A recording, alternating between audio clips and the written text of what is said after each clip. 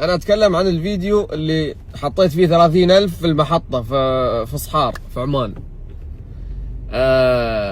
طبعا هذه انا تحولت لقضية، طبعا هذه اجراءات القضية وطلعت براءة، والحين رايح النيابة عشان اشيل التعميم اللي يعني شوفوا يعني انتم متخيلين وياي، انتم متخيلين وين وصلت للتعميم والمحاكم عشان شو؟ حطيت مبلغ في محطة بترول.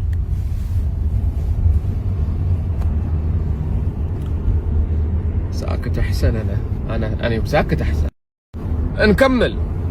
وحيث ان المحكمة تأسيسا على جميع ما تقدم وما حوته قائمة أدلة الثبوت تستيقن يقين الفصل أن الاتهام المائل لا تقوم له أركان ولا ينهض له بنيان. لا تعبير حلو جميل.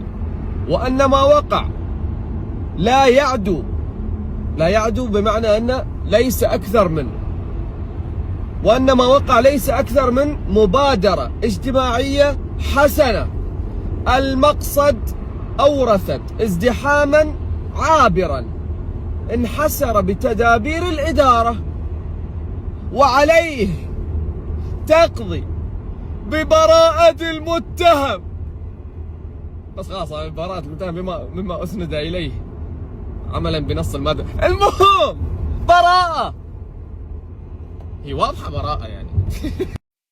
من هدية لقضية. جميل.